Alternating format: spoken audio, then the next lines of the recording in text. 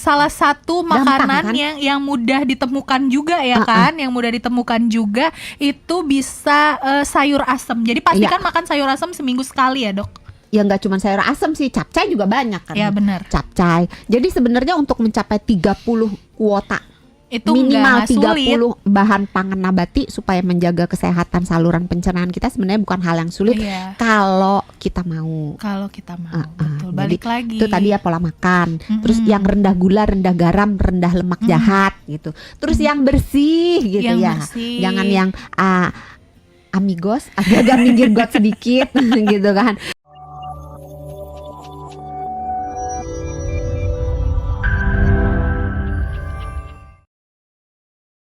Gimana cara menanggulanginya nih ya? Jangan supaya hujan. Jangan pancaroba. Agak sulit ya kalau dibilang pasang jangan pawang hujan. Manggil pawang hujannya tiap hari dong. Kalau yang di bagian sekitaran gedung Kompas Gramedia yang di Jalan Perintis ini, mungkin kedatangan pawang hujan gratis ya, karena lagi ada pembangunan MRT. Tapi kalau yang di rumahnya nggak punya pawang hujan gimana? Kan soalnya kita jarang banget hujan tapi kebagian mendung. Jangan-jangan bener loh. Ya bisa jadi ya kan. Nah kalau nggak ada pawang hujan nih Dok, gimana ya cara mengantisipasinya, langkah-langkahnya, tips-tipsnya?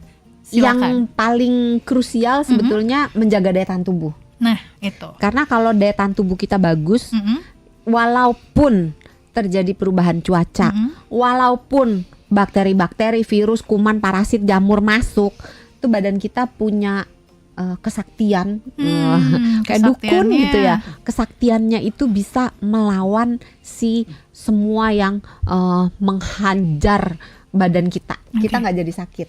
Nah, cara yang paling gampang, ini gampang dikatakan ya sahabat Sonora, tapi harusnya gampang juga dilakukan kalau sahabat Sonora mau.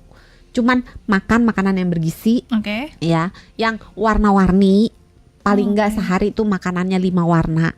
Terus makan makanan yang warna-warni ini bukan pakai pewarna makanan ya Dok ya?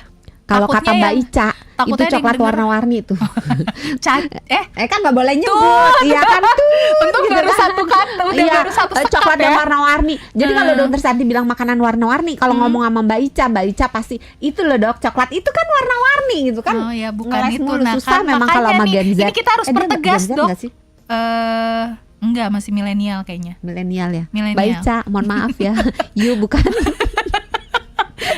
Harus dipertegas nih Dok, makanan yang warna-warninya kayak gimana maksudnya? Misalnya nih, kalau kita makan rujak, pepaya warnanya apa? Kita kayak anak TK ya. Orange. Oke, ada satu ya. Bangkuang warnanya apa? Putih. 2. Terus apa lagi sih? Strawberry. Strawberry nggak ada di rujak ya.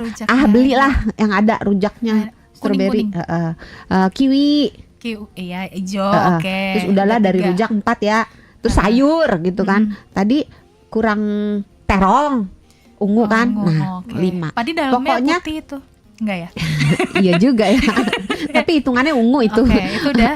Dia serigala berbulu domba. Jadi luarnya terong itu luarnya ungu, dalamnya putih. Jadi sebenarnya dia warna ungu atau putih? Coba komen di bawah ya. Ungu apa putih jadinya itu?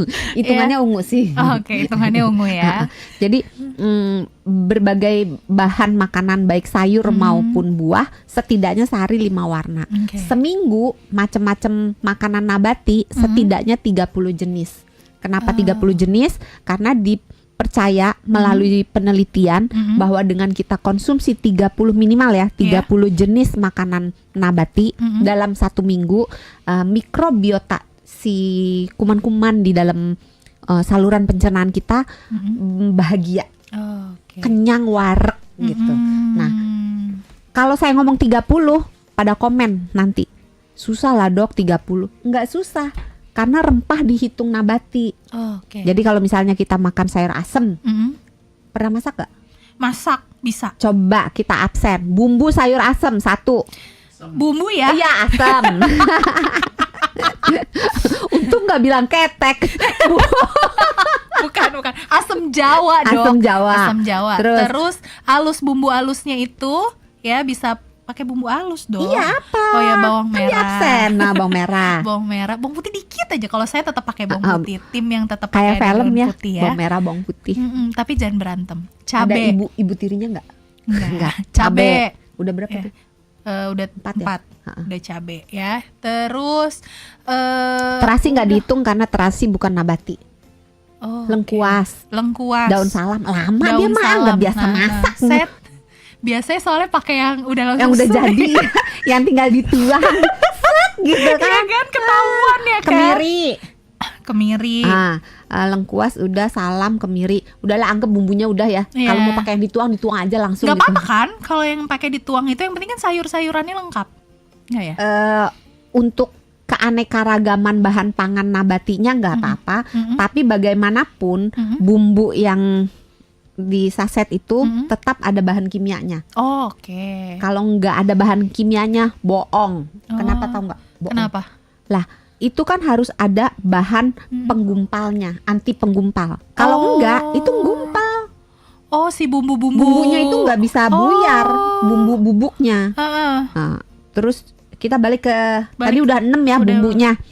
Sayurannya kacang lama lu mah. Kacang panjang, jagung, Terus. nangka. Nah, terus labu. Lagi labu. Kacang tanah. Kacang panjang. Kacang panjang gitu kan, melinjonya. Melinjo. Nah, itu aja udah berapa tuh 13 melinjonya tambah. Oke, kadang berarti ada yang pakai terong, ada juga yang pakai kangkung. Berarti pastikan dalam 1 minggu makan. Ipar gue masak masak sayur asem pakai daun, pakai pare. Enak loh ternyata. Nggak pahit tah. Ya pahit-pahit dikit. Tapi ternyata enak. Coba deh sahabat Sonora. Oh, iya. Halo ipar gue. Berarti salah satu makanan kan? yang mudah ditemukan juga ya kan, yang mudah ditemukan juga itu bisa sayur asem. Jadi pastikan makan sayur asem seminggu sekali ya, Dok.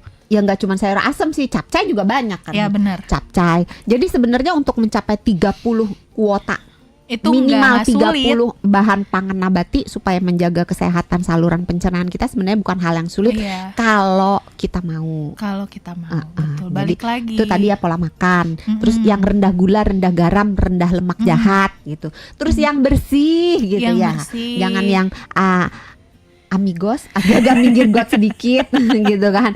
Itu tuh Ini bagus loh singkatannya.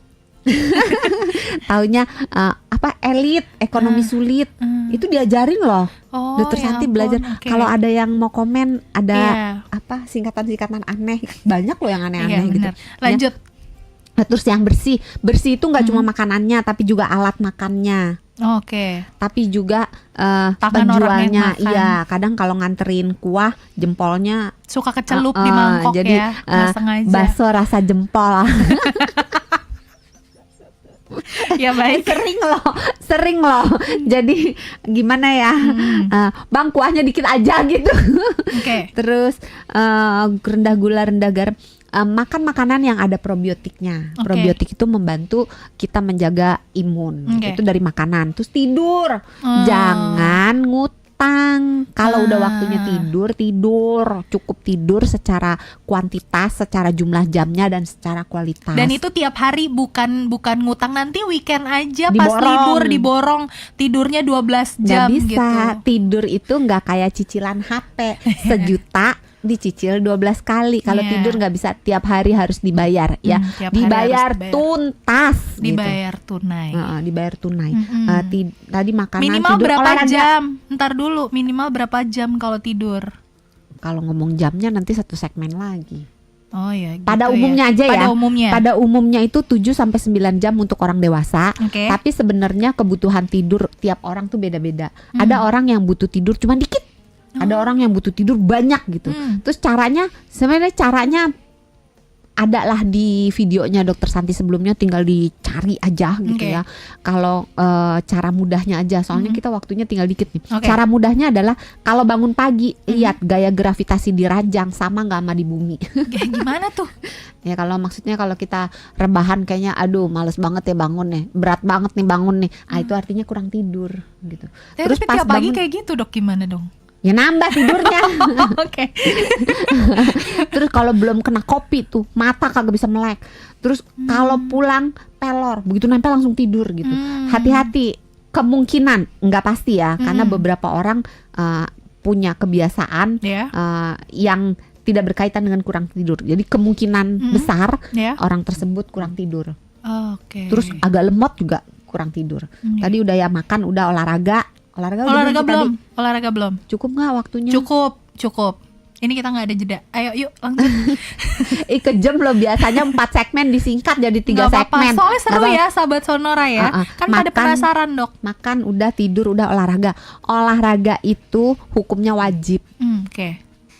Kalau nggak sempet olahraga gimana? Nah itu Dok. Dijadwalkan sahabat Sonora. Kalau nggak sempet juga minimal jangan parkir di bangku. Jangan parkir di bangku. Jadi kalau bisa bangun tiap setengah jam, sejam bangun, jalan sebentar. Terus kalau bisa jalan pergi beli ke minimarket, kan kadang cuman pengen beli apalah gitu ke minimarket, pakai motor gitu kan. Jalan lebih banyak aktif secara fisik. Kalau misalnya jalan-jalan jangan pakai lift, jangan pakai tangga yang bisa jalan sendiri. Jalan pakai kaki. Jalan itu membantu menjaga imun kita, membantu menjaga berat badan. Pokoknya banyak lah gunanya jalan. Itu yang paling mudah ya Dok. Jadi jangan dibilang ya, ntar kalau dibilang berenang itu sebenarnya olahraga yang sangat baik. Nanti sahabat Sonora jawabnya, kan belum banjir Dok.